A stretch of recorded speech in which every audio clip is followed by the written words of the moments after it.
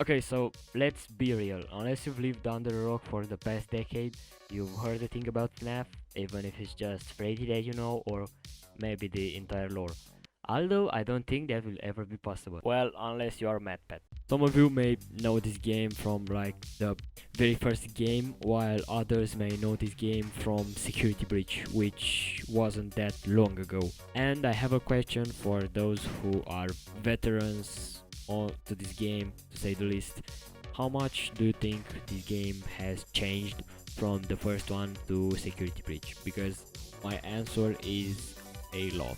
And the reason I asked you this is because today we will be taking a look at the future of Five Nights at Freddy's.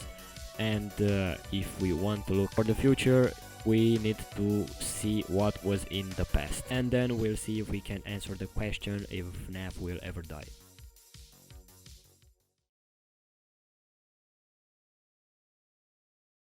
So the day is 8th of August 2014, a normal day for most people, but for one Scott Cawthon, this day is going to make him rich. He released the infamous title called FNAF. Although this game wasn't his first game and he made it horror just because people were complaining that his other characters from his unpopular games were looking like animatronics, a thing that made Scott change his genre of games. Okay, but what the heck is this? So the animatronics were inspired by characters from the game Chipper and Sons. Okay, but let's get back to FNAF. So the first one is very simple. You just sit in an office and you have two doors which you have to use them to defend against the animatronics. It's pretty simple.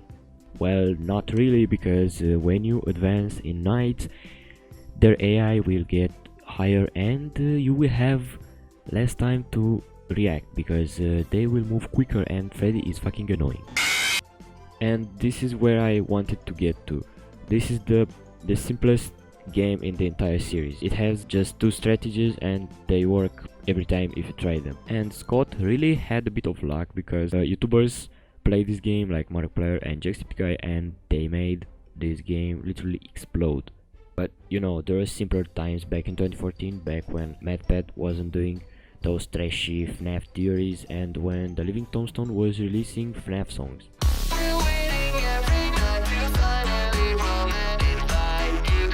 And back then Scott didn't even thought that 420 was going to be possible until this guy beat it and he added a 4-star. And after the success of the first game, Scott immediately began developing the second game.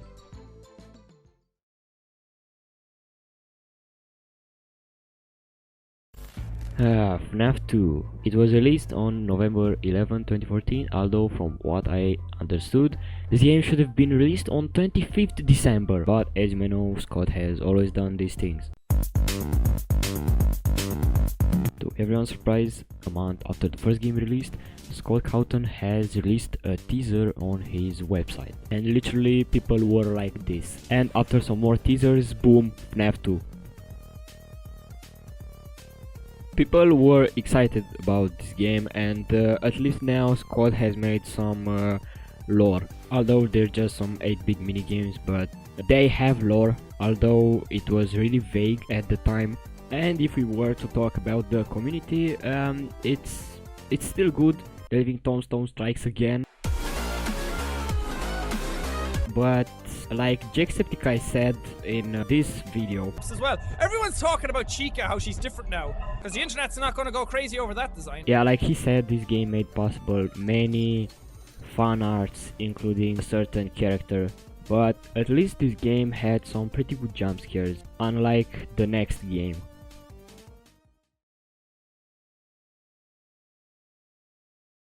Once upon a time, there was an indie developer named Scott Cawthon. He released two games called FNAF and its prequel sequel FNAF 2. Then it was time for him to release another one. He posted a teaser, and then another teaser, and another one. He posted all of these teasers. Then, on the 2nd of March... So, a lot of people said that the jump scares in this game are not even scary, at least Springtrap's jump scares, and they are quite right. I mean, look at this guy, he's doing it perfectly. So yeah, FNAF 3, 2nd of March. This game is the first game that contained massive lore because it's the first game that the antagonist of this franchise is present, and I'm talking about Wilfred Alston. Oh, and if you don't know Scott, you must know that he's a freaking troll, and this was one of his first trolls that he made for the fans.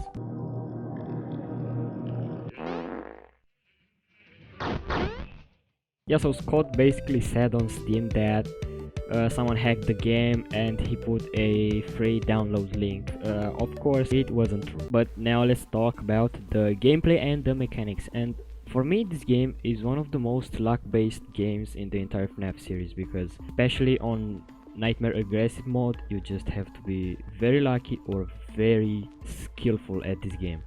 Because Springtrap can literally go from cam 10 to cam 5 in 1 second if you are not paying attention, and that's fucking annoying. But for me, this is still one of my favorite games because it's one of the easiest. You just have to put audio in cam 9 and 10 and seal the vent, that's it.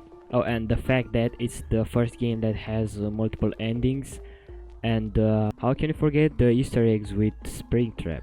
And if this game wasn't scary enough, the next one surely is.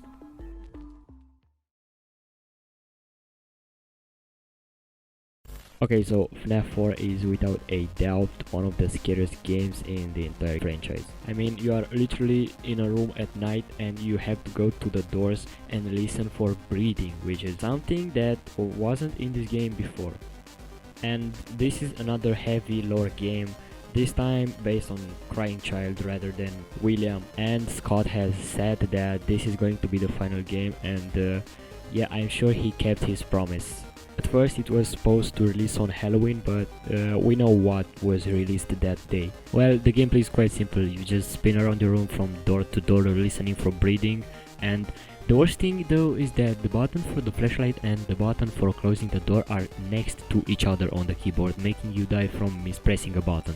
And you can't forget the memes. Was that the bite of 87? Okay, so the first night is never usually that bad in any of the games, so I'll play through. And also one interesting thing, it came to me just now that this is the only game in the series that doesn't have voices, and the addition of Fredbear and Nightmare took everyone by surprise, and I think the most surprised was Speed. Who is that guy? Who is that? But unlike this game, the next one is quite interesting.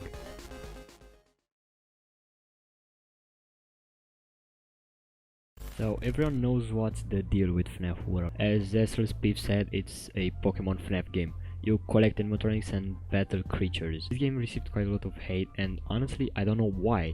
I really like this game, and it would have been a great idea to make an update with more animatronics from this. This game was $10 on Steam from what I remember, and now it's free on GameJolt. Scott refunded the money to those who bought the game when he deleted it from Steam. So the announcement of this game began when Scott posted a teaser showing that the series is over, and everyone thought that this is true until something happened to the teaser. And if you look in the upper right corner, you can see that something is changed. Night is never usually that bad in any of the games, so I'll play through. What the fuck? No, just kidding, it's just Endo 1 changed. Yeah, so each time the teaser would change and more animatronics would appear in their adventure form. So Scott posted some teasers on FNAFworld.com this time instead of Scott Games, and one of the teasers was this. I know it's pretty disturbing, and that's why he removed it the same day. He released some more teasers and trailers on IndieDB, and on 21st January he released the full game. 2 weeks after, he removed it from Steam and put it on GameJolt with updated graphics. Then on the 13th of May, the second update came with the Halloween section and all of the OP characters alongside this annoying rainbow. Also, this game included the first hint to Sister Location. If you beat Chica's magic rainbow, then you can enter this house where you will meet a man which says that it is too late or something like that. Then the lights go out and you can hear Baby say the next thing. The show will begin momentarily. Everyone, please stay in your seats.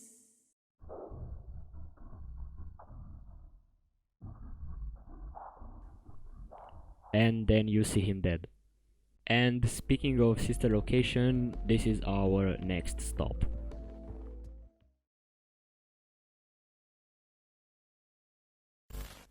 Okay, some weird lines, nothing too important. Now there's an eye, two eyes. What did this mean? Oh, sister location. So there were all of these teasers, and they were quite interesting. I mean, this was the first time we saw a human-like animatronic, and especially this one with Ennard. Then it was time for the trailer. From now on, it was clear that Scott changed a lot about the games. This game has a lot of voice acting and moving, which isn't the case for the other FNAFs. This one is one of the most lore-heavy games out there, a lot of new changes to the game, and the name of the main villain. With all due respect, those aren't the design choices we were curious about, Mr. Afton. Well, too bad. Looks like the game got cancelled due to leaks. Oh, well, it's just a story in the form of a hoax. Also, there was another hoax with this game called Sit and Survive, disguised into a sister location main menu. It's got chaos on what the thing was going to happen. On the 1st December, Scott released the custom night for this game, another important piece of lore within the FNAF lore. It's just like the original FNAF game with some different things here and there. And the importance of this custom night is the fact that it shows what happens to Michael after Ennard enters his body and what happens after FNAF 3. Oh, and Michael from the mirror is Rick Astley. So now it's time to see what happened after FNAF 3.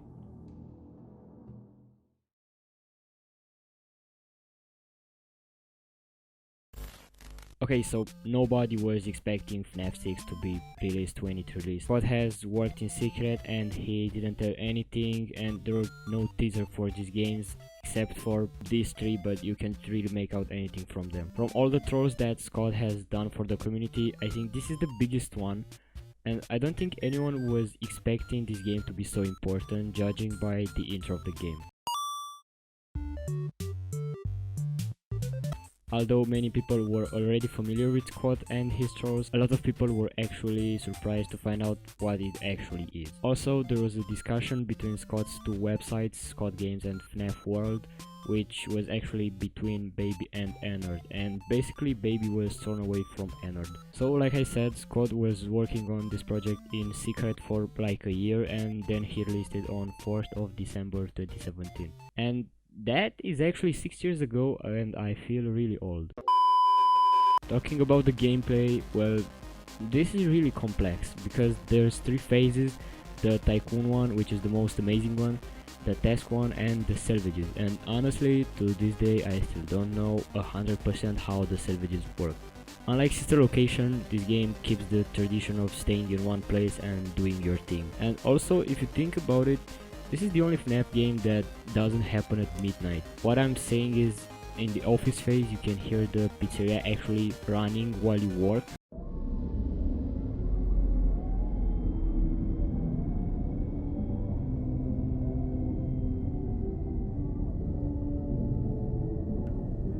And actually, tutorial unit says this: you have a lot of work to do while patrons eat their pizza in the other room. So yeah, I don't know what Scott was trying to say with this. From the perspective of the story, this game is the perfect end to the franchise in my opinion. Now, everyone's opinions are different because there's still Help Wanted and Security Breach, but from the Scott saga, this is the final one. Since I mentioned Help Wanted, this is where we are headed next.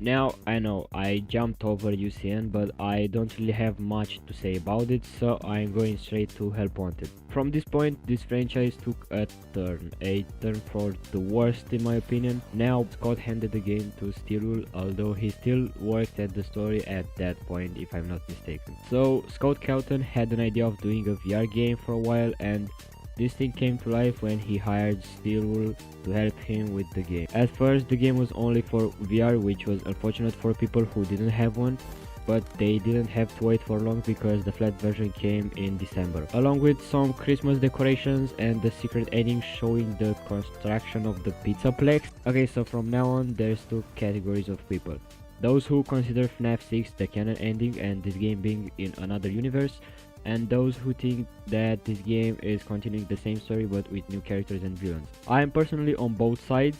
I mean, even the story is quite weird because it's about an indie developer, I think Scott Calton, who made some games based on the events of the pizzerias, and this company made this game to prove that they are just some stories. And they got some circuit boards which infected the game with glitch trap. I don't know, it sounds weird. So on Halloween, the Curse of Death Bird DLC was released, which introduced Benny, or at least her mask. It's clear that this franchise came a long way, and it can be seen now because we have two new villains, although one of them is still William but in another form. And it's heavily implied that you play as Vanessa from Security Breach in Help Wanted, which makes sense because if the real ending is where Glitch Trap locks you, that means that he took control of her. Then on the secret ending where you see the mall, she may have seen it and decided to take the job as the night guard. This is the point where the game started having bugs. Okay, maybe this one doesn't have that many bugs, but there are some that I encountered, including the one where Fredbear kills you when going to the closet. Yeah, look at that. That has to be a bug. That has to be a bug. Freddy being invisible in Night 5, FNAF 1, Foxy killing you after opening the door, and also Green Foxy will always kill you if the green key is in this place. Oh, what? What? He just spawned right there. Oh, and there is also a bug in the Trick or Treat level in Curse of the Red Bear where I looked at the window and my game just froze. I don't know if there was a problem with the level or with the game, but I can't find footage of that either. And seeing that mall in the distance, we have to go to it.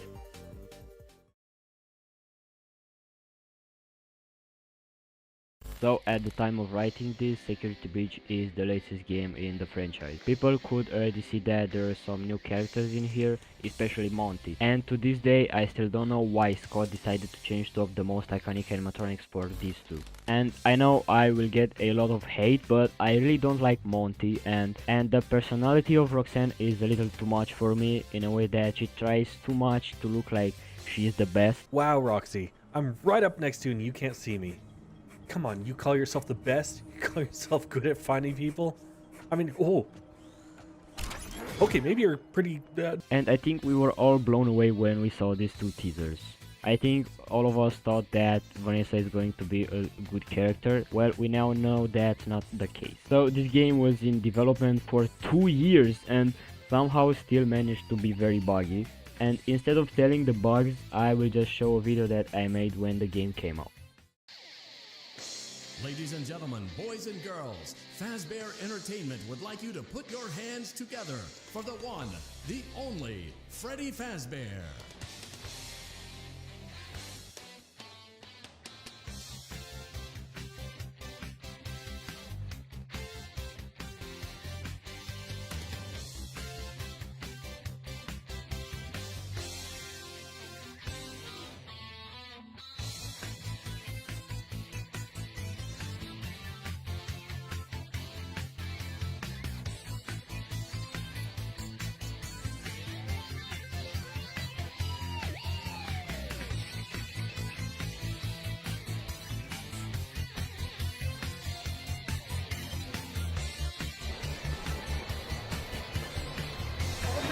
So lovely, right?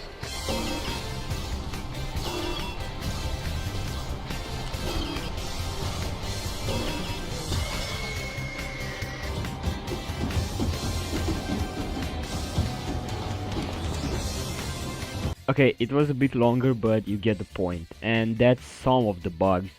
Of course, many of the bugs were fixed in later patches, but it's still will, so of course there's still plenty of bugs. So in September of 2021, Steelwool began posting some animations of Freddy and friends, in which at the end of each video there was a hidden part which depicted an animatronic, and then a release date from the game revealing one number each video. and each episode was even glitchier than the last one. And there was also this website which was updated with glitches and Easter eggs. Okay, so the teasers and revealing part of the game was cool, not gonna lie, but at least they could have made this game as nice as the things they showed in the trailers, especially the Afton fight, and that part had so much potential that was wasted. And there are so many unused songs in this game, and the one you hear right now in the background is a remaster of the Venta Black from Sister Location that was unused. This song could have been so awesome in the boss fight, but I guess we will never see this, unfortunately. And you can't even call this a boss fight, you just press some buttons and defend from the animatronics. And you can even prevent the animatronics and even the blob from getting to you by blocking Roxanne or another animatronic in the room. Then you just press the buttons next to the monitors and that's all. Bunter doesn't do anything and he has just 5 minutes of screen time. It's clear that this game was rushed, and at least the DLC was kinda good. I mean, I didn't see any game breaking bugs and it was actually pretty good, but don't know why they're making the plot by the books now, because the mimic is from the books and I don't know anything about the books. And the introduction of Cassie is quite weird. I mean, she's depicted as being Gregory's friend, and Roxanne remembers her as not having any friends at her party and actually helps her with the mimic. And the ending is really weird, because why does Gregory betrays her and leaves her to die just because he doesn't want the mimic to escape? So it's a little sad, and I really like this part of Roxanne and Cassie having their wholesome moment, but unfortunately you can't advance unless you deactivate her. And the fact that they brought back Candy Cadet and the things from FNAF 6 is a huge plus to me. And also the story that he tells you is a foreshadowing of what is going to happen with the mimic. And although I said that this is the last game released, the next one is going to be released very soon.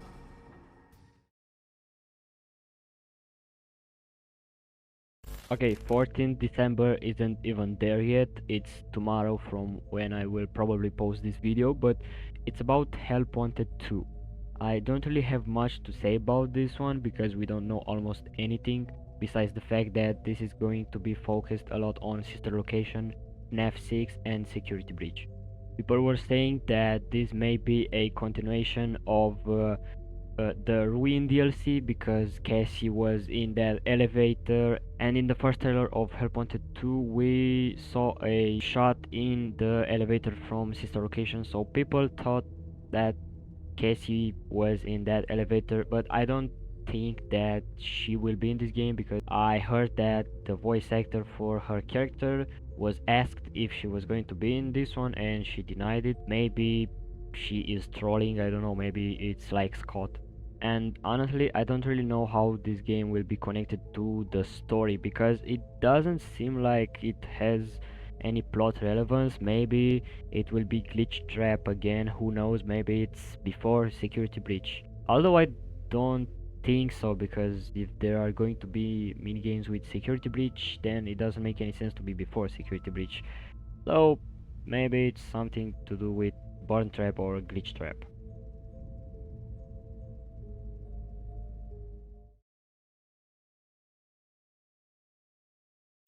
Okay, so in the conclusion, I want to answer the question, will FNAF ever die? And actually, I don't think this will happen very soon, because as you see, new games are coming every year, new DLCs, and even the movie that came out in October, and a lot of people were waiting for this movie from 2015, at least I was waiting for it from that year, and yeah, I still can't believe that it happened. And yeah, I don't think FNAF will die very soon, because as you see, Steelwool is still doing FNAF games, and I honestly don't know if Scott is still working on them. I think at least the story is written by him, and if not, then it means that Steel is doing that too. I also heard that another company tied to Scott is doing a FNAF game, and I don't know what's it about. I saw a picture with Lolbit, if I remember correctly. Yeah, I don't know what's it going to be about. So Help Wanted 2 is going to be released, and we will see what new things that game is going to add to the plot. Hopefully not things from the books, because I really don't like the plot from the books, and I don't know why they are making the lore by the books now, but we will see. So yeah, this is the video. This was more like a history of FNAF and how development began and went through all of the games, all of the main games. I didn't cover Freddy in Space or Freddy in Space 2 or 3 or whatever unsignificant games Scott has released as troll ones, or I don't know. Yeah, this was like a history of FNAF, and that's the video. If you enjoyed it, you know what to do, like and subscribe. You can tell me in the comments ideas for videos if you have any, and I will see you in the next video.